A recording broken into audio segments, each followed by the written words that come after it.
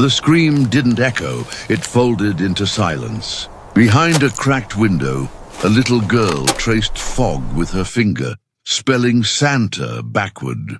Outside, snow fell over Rust Hollow like ash. Inside, a man's boots thudded closer. And under the bed, 7-year-old Daisy clutched a letter she wasn't supposed to write. Welcome to EM Facts. Before we start this story, tell us where in the world you are watching from. And if you believe kindness should never die, please subscribe and help us keep stories like this alive. The old house on Willow Bend looked peaceful from the street. Yellow porch light, faded wreath, a wooden reindeer half buried in snow. But inside, Daisy learned that quiet didn't always mean safe. Her stepfather, Carl Minton, believed Christmas was for fools. Every sound annoyed him. The clock's tick, the kettle's hiss, even the way Daisy breathed when she cried. Her mother, worn thin by fear, moved like a ghost between them, speaking only when spoken to. On the kitchen wall hung a calendar still turned to August. No decorations, no laughter, just a beer-stained table and the hum of a refrigerator older than her mother's hope. That night, Daisy sat under the dim bulb writing a letter. Her hands shook, words uneven. Dear Santa Biker, Mama says you ride to help people who can't fight back. Can you help us? She folded it and slipped it into her coat. The storm outside felt kinder than home. Before dawn, Daisy tiptoed down the frozen steps, her socks wet from the snow. The mailbox leaned like it too had given up. She slid the envelope inside, whispering a promise to herself. If he's real, he'll find me. Her fingers burned as she turned back toward the house. Through the fogged window, Carl's shape moved, massive, slow, dangerous.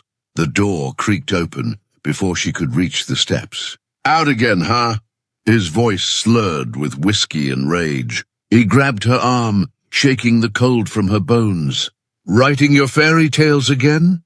Daisy's lip quivered. Just a letter, sir. He snatched it from the box, ripped it, and threw the shreds into the wind. But one piece caught the breeze, half her message, carried into the white horizon. That fragment would travel farther than anyone in Rust Hollow imagined. Hours later, on a truck stop 50 miles away, a biker named Rafe Ironclad Dalton noticed it stuck to his boot. Rafe Dalton had ridden through wars men never spoke about, some on battlefields, others in his own mind. Once a Marine, now president of the Hellsangels North Ridge chapter, he was known for fixing what the world broke. But this scrap of paper in his hand wasn't an order or a threat. It was a child's handwriting, smeared by snow and tears. He read the words twice. Santa Biker, help us. The truck stop diner buzzed with holiday chatter. But Rafe heard only that plea. He turned the scrap over, searching for clues. A town name, a street, anything. Only 2 words remained. Willow Bend. He stood, slid on his gloves, and looked out at the falling snow. Brothers, he said into his headset. Change of plans. We're heading east. Within minutes, chrome thunder filled the icy morning. Across Rust Hollow, Daisy sat in the dark, holding a ripped pillow to her ear, listening to the wind, not knowing the sound of salvation had already started its ride. Carl's anger came in waves, triggered by nothing and everything. A dropped spoon, a look too long, a sound too soft. That night, Daisy's mother spilled his drink by accident and hell cracked open. Daisy hid behind the couch, hugging her knees, as Carl's shouts shook the walls. Worthless! Both of you! When the bottle smashed, her mother fell silent, too silent. Daisy's breath hitched. She wanted to run, but the door was locked, the windows nailed shut. So she crawled toward the small attic stairs, a place where she kept her drawings and broken toys. She whispered through trembling lips, Please, Santa Biker, come now. Outside, the wind howled like engines revving miles away. The storm was growing stronger, and so was the fury inside that house. Carl yanked open the attic door, but stopped when headlights flashed through the window. Not one pair, dozens, then hundreds. The rumble grew, shaking snow from the roof. Rust Hollow had never heard such thunder before. It began with the red glow of taillights stretching across the hill, then the first roar of engines echoing through the town. One by one, bikers appeared, leather, chrome, steel, and heart. The snow turned orange from their lights. Neighbors peeked from curtains. Dogs barked. Windows shook. At the front rode Rafe Dalton, his bike wrapped with a single strip of tinsel fluttering like a battle flag. They stopped right in front of the Minton house. Carl stumbled out, bottle in hand. What the hell is this? Rafe dismounted slowly, his boots crunching ice. A letter reached us, he said, voice steady, eyes locked. From a little girl who believed kindness still rode in this world. Carl sneered. She's lying! But behind Rafe, 300 bikers stood silent, snow falling on leather, engines idling like beasts waiting for command. Daisy peeked from the attic window, her tiny hand pressed against the glass. For the first time in her life, she didn't feel alone. Through the frost-laced glass, Daisy saw them, rows of men who looked like thunder and mercy stitched together. Their jackets bore a red-winged skull, but their eyes were human, kind, alive. She pressed closer to the window, her breath fogging a heart shape on the pane. Carl shouted, "Get back inside!" He stumbled toward her mother, but Rafe's voice cut through the storm. "Touch her again, and we'll make sure you never lift a hand to anyone." The silence that followed was heavier than the snow. Then the bikers revved once, a sound that rattled the rust off every nail in that house. Daisy's mother reached for her daughter, trembling. "Go to them," she whispered. Daisy hesitated, but when she saw Rafe's open hand, steady and patient, she knew it was safe. She stepped into the cold barefoot, the snow biting but the fear fading. For the first time, her heartbeat sounded like freedom. By morning, Rust Hollow woke to rumors louder than engines. Some said the bikers were criminals. Others whispered they were angels sent by fate. Sheriff Lyle Crawford arrived, his cruiser dwarfed by the sea of motorcycles. "You boys planning to start a war?" Rafe nodded toward Daisy. "We're here to end one." Reporters gathered near the church steps as neighbors peeked from behind blinds. For years, everyone had heard the screams from that yellow house, but called it none of our business. Now, seeing the bruises on Daisy's mother and the fear in the child's eyes, shame spread through the crowd like smoke. The sheriff looked away first, then cleared his throat. "The man stays in custody. You, miss, and your kid come with me." Rafe turned to Daisy. "You're safe now, little one." She looked up, tears freezing on her lashes. "Do I still get Christmas?" Rafe smiled. "You just brought it to all of us." That evening, 300 bikes rolled down Main Street, not roaring this time, but silent. Engines off, pushed by hand. Each biker carried a candle taped to the handlebars. Snow fell like slow applause. Townsfolk lined the sidewalks, uncertain whether to bow their heads or lift them high. Daisy sat wrapped in Rafe's jacket, on the tank of his Harley. Her small fingers traced the angel emblem. "It's real?" she asked softly. He nodded. "So are miracles." At the courthouse steps, the bikers stopped. Daisy's letter, now pieced back together from the snow, was read aloud. Every word trembled through the air. "Dear Santa Biker, please make my home stop hurting." No one spoke after that. The silence became sacred, a vow shared by strangers. That night, lights appeared in windows that hadn't glowed in years. Rust Hollow began to thaw. 2 days later, on Christmas morning, Daisy woke in a small cabin at the North Ridge compound. The smell of pancakes filled the air. Laughter echoed through the walls. Outside, rows of bikes gleamed under ribbons of frost. A handmade sign read, "Welcome home, Daisy." Rafe placed a small box in front of her. Inside lay a silver keychain, a winged skull, and the words, "Ride free." "It's not just metal," he said quietly. "It means no cage can hold you again." Her mother joined them, tears slipping down her cheeks. "How can we ever repay you?" Rafe shook his head. "Just live. That's payment enough." Daisy smiled shyly. "Can I still write letters?" "Always," he said. "But next time you won't need to ask for rescue.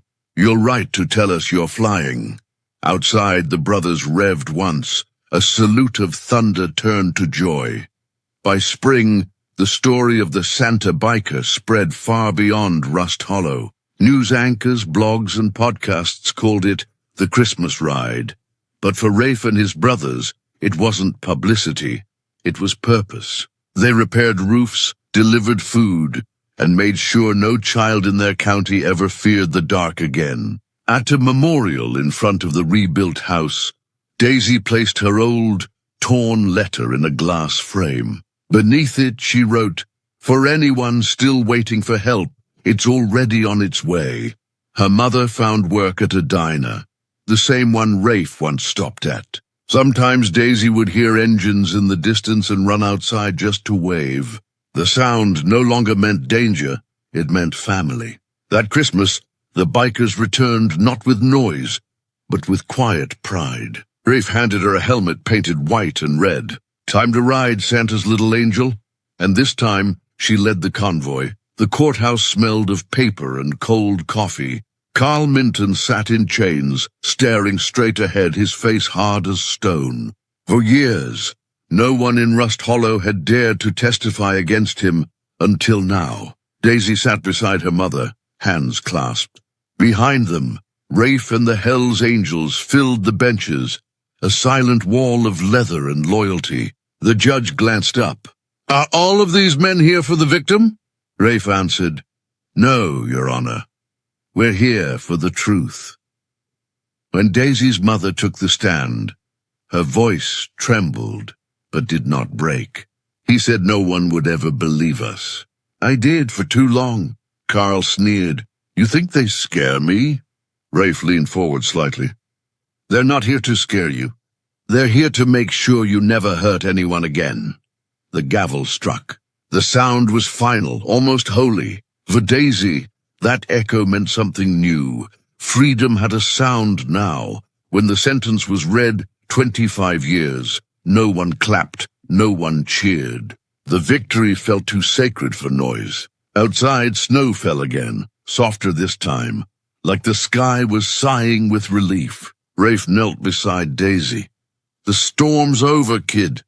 She shook her head. "It's just quieter now," he smiled. "That's what peace sounds like." Reporters swarmed, microphones flashing, questions flying. "Are the Hells Angels vigilantes? Was this planned?" Rafe answered only once. "We don't start trouble. We finish silence." That line would echo across the country for weeks. Back in Rust Hollow, people began leaving gifts on the Minton porch. Blankets, food, small notes of apology. Shame had turned to action. For Daisy's mother, healing came slow, stitched through therapy sessions and late-night talks with Rafe's club sisters. For Daisy, it came faster, through laughter, drawings, and a growing box of letters from kids who now wrote to Santa Biker, too. Months passed. The North Ridge clubhouse turned into something no one expected. A sanctuary. Its garage walls, once lined with chrome parts, now held hundreds of children's letters from around the country. "Dear Santa Biker, my dad yells too much. Dear Santa Biker, can you make my mom smile again?" Each one broke hearts and mended them at once. Daisy helped Rafe hang new letters every week, using clothespins and red string. "It's like angels on a wire," she said. Sometimes she read them aloud, her voice steady, her eyes older than her years. When one letter came from a boy in Alaska, his words scared small, Rafe looked at Daisy. "Another ride," she nodded. "Another ride." And just like that, the engines rolled again. The mission wasn't revenge anymore. It was redemption on wheels, hope delivered at 60 miles per hour. The road had become their church, and every stop was a prayer answered in headlights. One night, long after everyone had gone to bed, Rafe found Daisy sitting alone by the bikes, staring into the fire pit's dying embers. "You okay, Angel?" he asked. She nodded, but her eyes stayed fixed on the flames. "Sometimes I still hear him. In my dreams." Rafe sat beside her, silent for a moment. Then he picked up a small piece of metal from the ashes, a melted link from an old chain. He pressed it into her hand. "Keep this. Every time you feel that fear, remember, chains melt." Daisy closed her fingers around it. "Even the ones we can't see." "Especially those," he said. Behind them, snow began to fall again, wrapping the world in white forgiveness. Daisy leaned her head on his arm. "Thank you for hearing my letter." Rafe's eyes glistened. "No, kid. Thank you for writing it. Without your courage, none of us would have remembered what we ride for." Spring bloomed over the mountains when Daisy and her mother returned to Rust Hollow, not to live there, but to plant something new. They brought a small evergreen sapling and placed it in the front yard of their old house. Rafe joined them, his bike idling in the distance. "What do you call it?" he asked. Daisy smiled. "The forgiveness tree." They tied a red ribbon around its trunk. "For every kid still waiting," she whispered. Neighbors came out one by one. Guilt turned to grace. Some cried, others offered quiet help. New paint, repaired fences, hot meals. By sunset, the little tree stood surrounded by candles. When the bikers rode off again, Daisy waved until their lights vanished beyond the hills. Her mother looked down. "You miss them already?" She nodded. "No. I just like knowing they're out there." Rafe's voice echoed faintly in the wind. "The road's never far when someone believes." A year passed. Rust Hollow no longer whispered about the yellow house. They spoke about the forgiveness tree. Every Christmas Eve, children brought small ribbons and tied them to its branches. Red for bravery, white for healing, gold for hope. Daisy, now 8, stood taller, laughter back in her voice. Her drawings filled the diner walls where her mother worked. Bikers, wings, and roads that never ended. One day, a teacher asked the class to write what they believed in. While others wrote about Santa and stars, Daisy wrote, "I believe some angels ride motorcycles, and when they hear a cry, they don't fly down. They roll in." That line made the local paper. It reached thousands online. Rafe framed it in the clubhouse, beneath the words, "This is why we ride." The same house that once held screams was now filled with songs. Sometimes miracles grow where pain used to live. That December, headlights glowed across the mountain road once more, 300 strong. The air thundered with engines and laughter, but this time it wasn't a rescue. It was a reunion. Daisy waited at the edge of town, bundled in a red scarf and mittens that matched her smile. Rafe pulled up first, cutting the engine. "You ready for the parade, kid?" She grinned. "Only if I get to lead again." "Then you know the rule," he said, handing her the helmet with the white angel wings painted on both sides. "No fear, no tears," she nodded solemnly. "Only courage." As the convoy rolled through Rust Hollow, townspeople cheered, waving flags and holding candles. Snow fell slow, thick and forgiving. For Daisy, each flake felt like a wish from someone who once felt small, but found strength again. When she looked up at the forgiveness tree glowing under the moon, she whispered, "We made it, Santa Biker." Weeks later, Rafe received a package at the clubhouse with no return address. Inside was Daisy's old letter, fully restored, framed and wrapped in red ribbon. Beneath it a note read, "Sometimes the world does listen. Thank you for proving it." Rafe turned the frame over. Engraved on the back were hundreds of names. Children from shelters, safe homes, and schools who'd heard Daisy's story. Each had written a single word beside their name. Brave. He stared at it for a long time, then hung it above the garage door, where every biker could see it before a ride. That night, before turning off the lights, he whispered, "We found our North Star."